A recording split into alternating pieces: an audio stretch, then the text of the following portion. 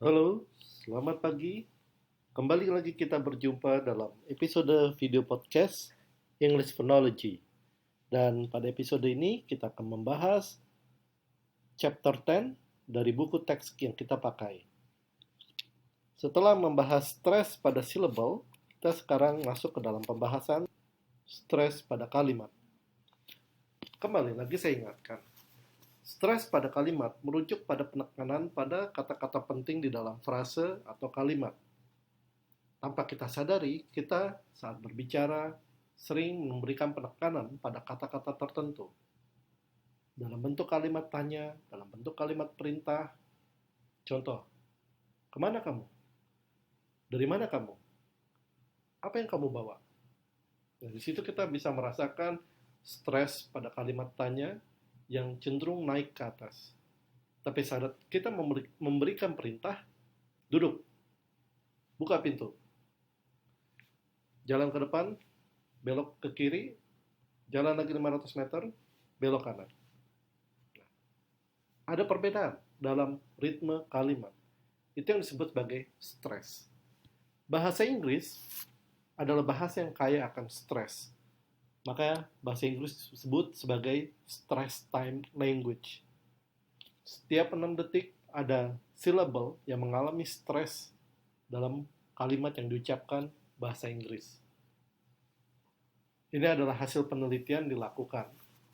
Nah, sebagai orang yang belajar bahasa Inggris, apa yang kita pelajari tidak cukup hanya sebatas pada grammar, kosakata, tetapi juga dalam hal pengucapan. Nah, kita perlu mengembangkan kepekaan tentang stres dalam kalimat dengan meniru apa yang kita dengar pada native speaker. Tapi kita juga bisa mempelajari teorinya. Secara umum, ada dua kata yang mengalami stres dalam kalimat. Content words dan function words. Perbedaannya, stres lebih banyak diberikan pada content words. Content words adalah nouns, verbs, adjectives, adverbs, passive pronouns, dan interrogatives. Sementara function words, prepositions, articles, personal, relative pronouns, possessive, dan seterusnya. Jadi, hanya 4 yang diberi stres dalam kalimat. Nouns, verbs, adjectives, adverbs, plus possessive pronouns dan interrogatives. Sementara function words tidak terlalu kita berikan stres. Di blog yang saya telah buat, Anda bisa tonton video dari Rachel English yang membahas stres pada content word dan function words.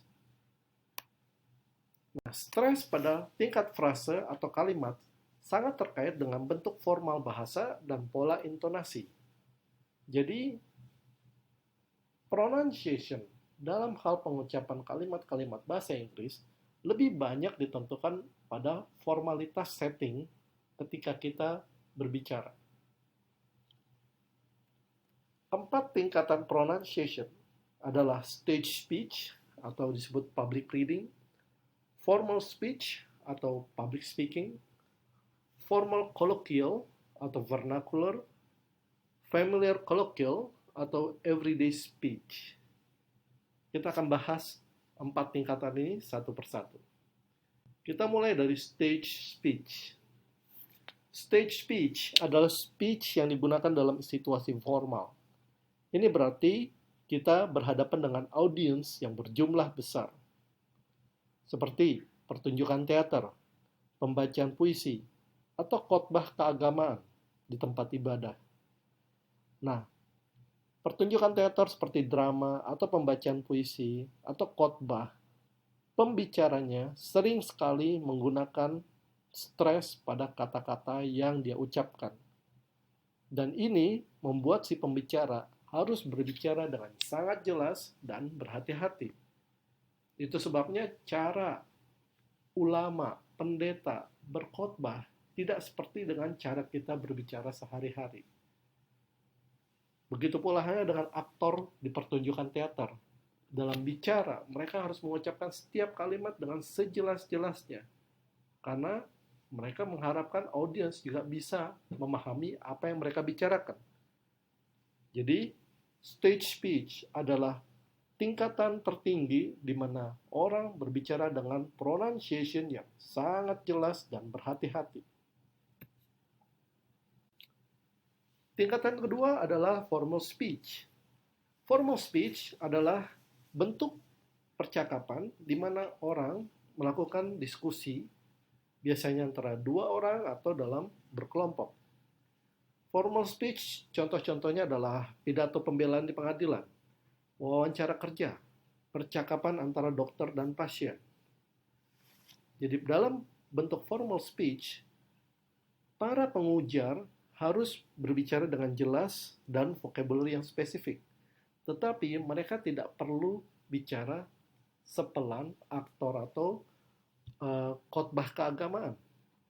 Dalam formal speech, kita bisa bicara lebih cepat.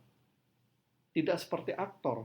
Dalam pertunjukan teater, aktor tidak bisa berbicara secepat antara dokter dan pasien. Tapi bentuk bahasa yang dipakai tetap harus formal dan pengucapan tetap harus jelas. Formal colloquial.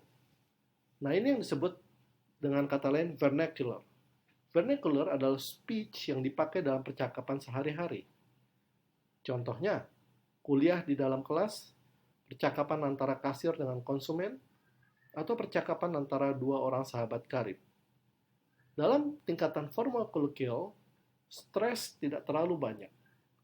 Malah ada pengaruh kuat aksen regional dan penggunaan vocabulary yang tidak resmi. Nah, dalam bahasa Inggris, misalnya ketika seorang pengacara sedang melakukan pidato pembelaan di pengadilan, dia akan menggunakan bahasa yang sangat formal. Pengucapannya juga harus formal. Tetapi ketika dia sedang berada di kantin, makan bersama teman kerjanya, dia berbicara dengan cara yang santai. Dia mungkin menggunakan aksen kedaerahannya. Katakanlah dia dari Texas, maka pengacara itu berbicara dengan aksen Texas. Tapi ketika dia berada di ruang pengadilan, dia tidak bisa menggunakan aksen Texas. Dia harus bicara dengan pronunciation yang resmi dan formal. Nah, dalam konteks bahasa Indonesia, ketika kita melakukan presentasi di dalam kelas misalnya, kita menggunakan bahasa Indonesia bentuk formal, bentuk baku. Tapi saat kita sedang berada di luar kelas, sedang duduk berdiskusi tentang pelajaran dengan teman kelas, maka kita menggunakan bentuk bahasa yang lebih santai.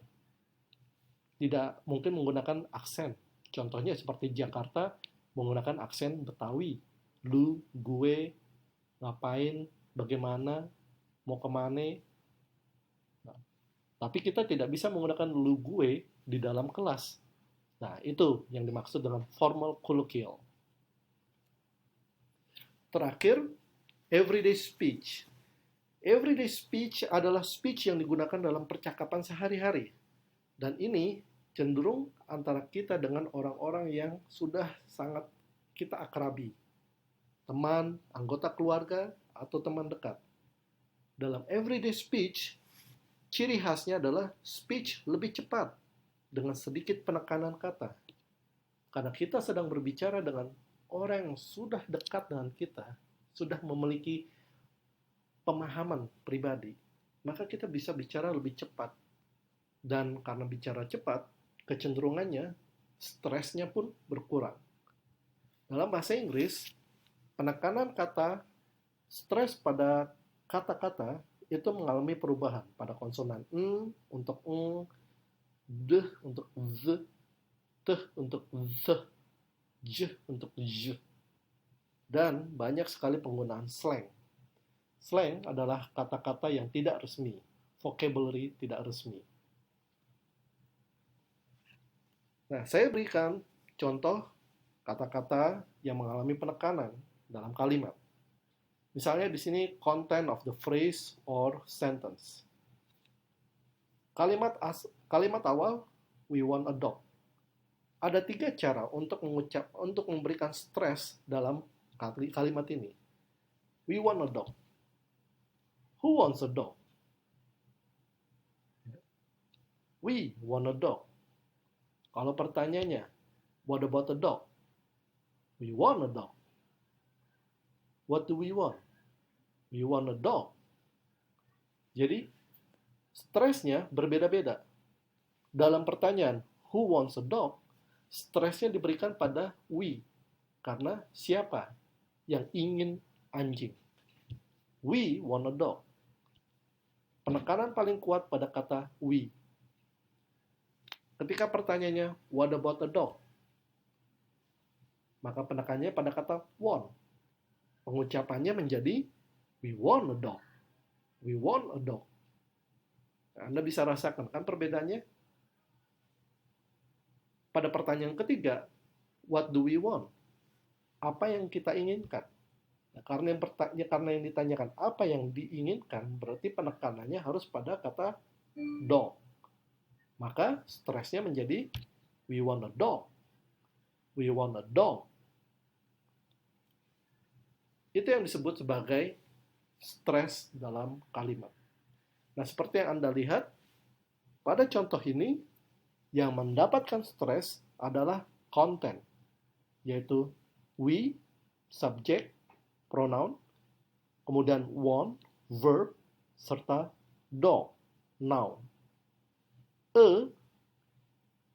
Adalah artikel, dan artikel adalah function word. Function word tidak mendapatkan stres. Yang lebih banyak mendapatkan stres adalah content words.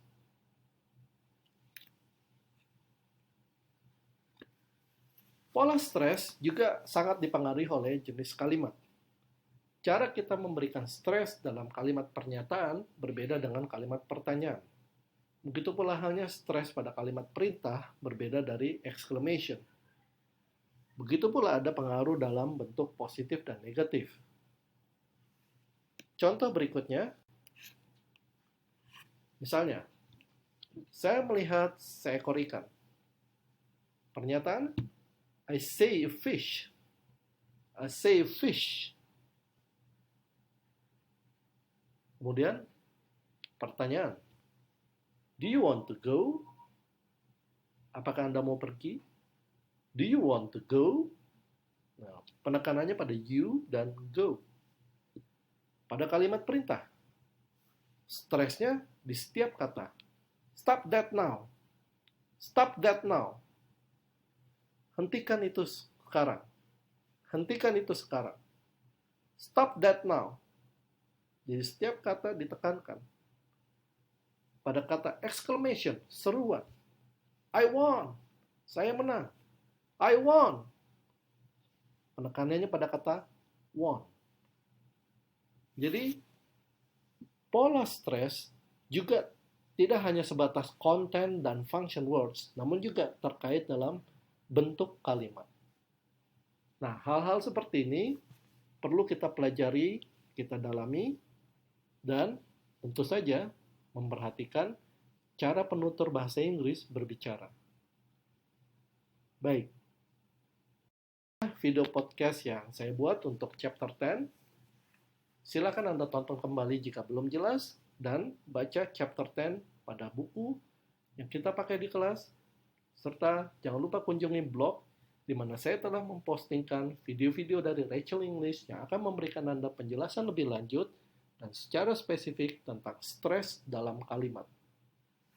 Terima kasih. Sampai berjumpa kembali dalam video podcast berikutnya.